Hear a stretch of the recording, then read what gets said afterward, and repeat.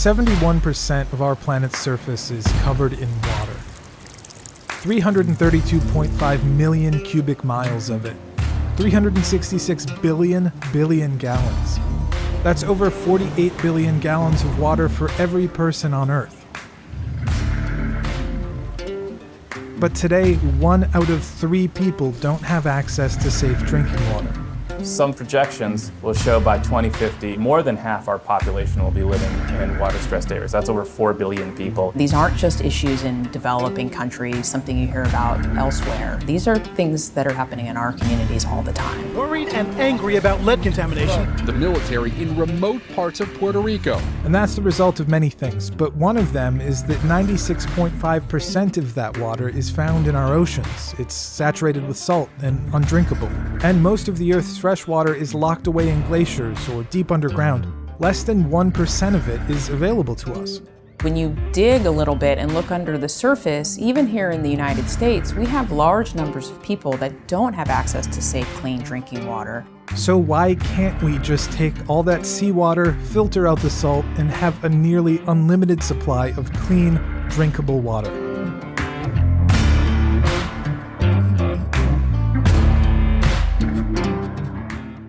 Desalination, broadly, is the process of removing salts from water.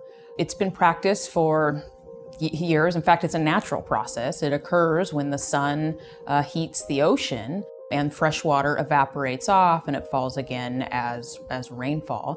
If you mix salt into water, it dissolves. And if you could watch microscopically while you did that, you'd see that the water is actually breaking apart the salt into charged particles that chemically interact with the water. So salt water is a chemically new solution. It's not just water with some salt grains floating around in it. And that's why desalination is a fundamentally tricky process. The two main types of desalination are thermal desalination and reverse osmosis. Thermal desalination is the oldest form of desalination. It's essentially boiling water and then capturing the steam and turning that into fresh water. But in the 60s, we were able to develop reverse osmosis processes at UCLA, and these have now started to dominate the market. So one of the big chief differences between the two is reverse osmosis doesn't use heat, doesn't boil anything. You're really just pressurizing the water to a tremendous amount, and you're forcing it through a membrane where it doesn't want to go. It wants to stay with the salt, but with this high pressure, it is forced to separate from the salt. Broadly speaking, what you want to look at for desalination is, where's my fresh water coming from and do I have enough of it? And if I don't have enough of it, do I need to augment supply? Desalination then starts to become a very attractive or interesting option. Which is why the vast majority of desalination efforts right now are happening in places like the Middle East and North Africa, rich with fossil fuels, but also experiencing extreme water scarcity. Just 2 countries, Saudi Arabia and UAE, they produce 1/4 of the desalination water that is produced currently on this planet. Concerns about desalination fall broadly into 3 categories: the amount of energy required, how much it costs, and its environmental impacts. There are some that really see it as a key solution. There are others that push back and argue that it's very energy intensive, it's very expensive, it has impacts on the marine environment, and that we should pursue alternatives first. It requires a tremendous amount of energy to basically break up that bond between the water and the salt. Ocean water desal can be 25 times as energy intensive as other freshwater approaches. Historically, the impediment for seawater desalination being more abundant or popular in North America has been cost. It has been cost prohibitive historically. The Claude Lewis Carlsbad desalination plant outside of San Diego is the largest of its kind in the Western Hemisphere and has been operating since 2015, producing 50 million gallons of clean water a day. It's in San Diego County because of its dry, arid climate. The county has historically imported nearly all of its water from the Colorado River in Northern California. In San Diego, in the Carlsbad example, they are spending twice as much for seawater desalination as they do on imported water. Now, they were looking at it and saying, well, at some point in the future, the cost will be comparable. And I think some folks pointed to the fact that, well, when that's the case, then that's probably when you should build it. Today, desalinated water in Carlsbad costs approximately twice as much as imported water, but you're comparing apples and oranges because that imported water is coming from systems that were built a half a century ago where all the capital investment has been paid off. Standing down for 5 or 10 years hoping there's some major breakthrough in the technology is not going to materially reduce the cost of building infrastructure. And that's not unique to desal and water. That's true of all public infrastructure. We have a huge deficit. We need to start building not just water, but transportation and housing now, not 5 or 10 years from now. The Carlsbad plant is operated as a public-private partnership. With the Carlsbad seawater desalination plant and the proposed Huntington Beach seawater desalination plant, we're proposing a public-private partnership where the plant is 100% privately financed, and then we enter into a long-term fixed-price water purchase agreement with the Public Water Agency, and essentially we're recovering our investment over time through the sale of water. There's an infrastructure deficit in the United States. There's certainly an infrastructure deficit in California, and you can't expect local, state, and federal government to pay for all of it. The private sector is going to have to invest private dollars, and I think there's a huge opportunity in water in a way that both protects the ratepayers and also allows for the investment of private capital. Beyond the environmental costs of producing the energy needed to power these plants, another concern arises because they're not just outputting clean, desalinated water. They're also producing huge amounts of hyper-salty water called brine as a byproduct. Seawater desalination plants that use reverse osmosis typically operate at a 50% efficiency in that if you take in 2 gallons of seawater, you're going to produce 1 gallon of fresh water and 1 gallon of hypersaline brine. It's a fixed volume of salt that I'm trying to remove, so whether I put it in half a gallon of water or 1/10 of a gallon of water, it's still going to be there and it's just going to be much more concentrated. As desalination efforts grow, it's not clear what should be done with these huge amounts of brine. Globally right now, we're producing over 37 billion gallons a day. Most brine is in one way or another emptied back into the ocean, but because it has a much higher salt concentration than regular seawater, it has the potential to, among other things, sink to the seafloor and wreak havoc on the plants and animals found there. In addition, because these facilities are taking in millions of gallons of seawater a day, the intake itself could destroy local marine life. But Poseidon Water, which operates the Carlsbad plant, says the regulations in California provide sufficient environmental protection. Numerous studies have been done in California and around the world that show that level of salinity increase will not harm marine life. And you're also providing drinking water to people in need. But a recent study published in 2018 showed that we're producing even more brine than we thought. For every liter of desalinated water, we produce 1.5 liters of brine. In other words, overall, we are producing more brine than we produce desalinated water.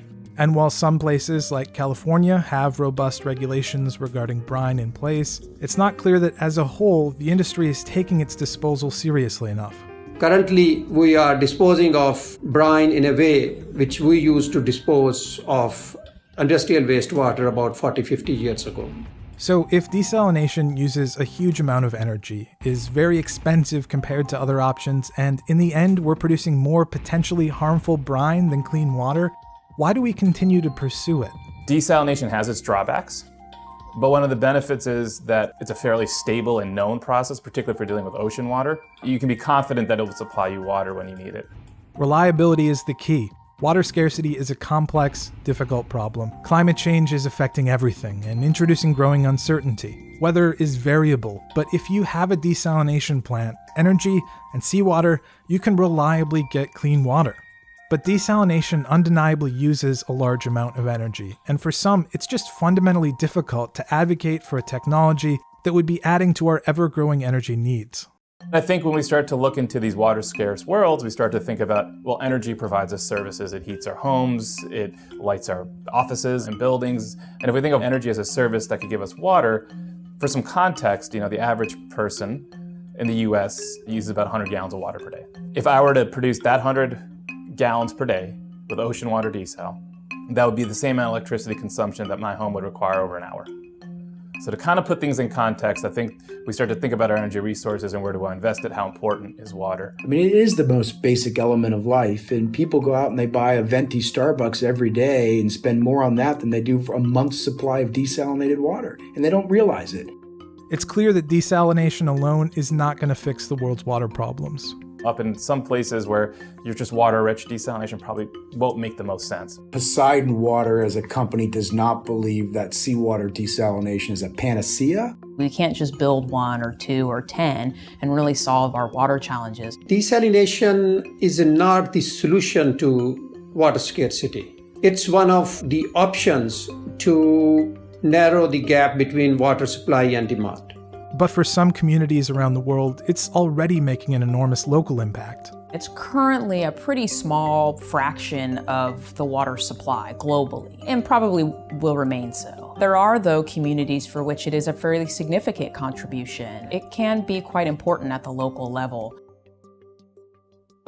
Desalination is one tool of many, and for it to have maximum impact, it must be implemented alongside other techniques. Israel maybe provides a good example where they have invested quite a bit in seawater desalination, but they also made investments in efficiency such that their water use on a per-person basis is far lower than we see here in California or in many parts of the United States. So they did those things first so that they aren't wasting that very expensive water. That then delayed their need to build a plant, and when they built it, they could build it a bit smaller than they would have. So there's a real cost savings there to the community. I would almost look at it as like a safe bet. You know, to hedge your risks, a desalination plant is your low-risk option in your portfolio. Kind of expensive maybe, but it's going to deliver. I think we do the cheaper, less environmentally damaging things first. That seawater desalination is an option. In some communities, they don't have other options. Others, though, do have other options. They can use water more efficiently, which can save water, save energy, can have less environmental impact.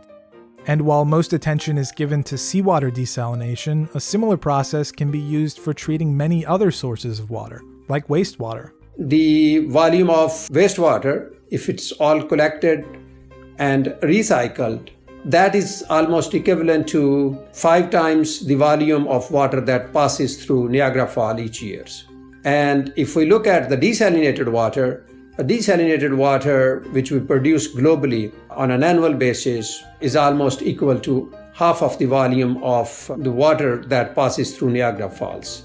We don't want to lose sight of other sorts of desal, brackish water, which is, you can think of brackish water as it's not as salty as ocean water, but it's saltier than fresh water. It's that whole space between. And there, the energy requirements are substantially less, simply because there's less salt. So less salt, less stuff to remove, less energy. Desalination is an important tool in the fight against water scarcity. Its reliability is becoming ever more important, but it's not a cure-all, and other techniques should always be implemented alongside it. Desalination is already vital for many water-scarce communities around the world, and as climate change continues to transform our planet, the balance between concerns about energy use and the ability to reliably get clean water is going to evolve. How exactly desalination will fit into the future of clean water is yet to be seen.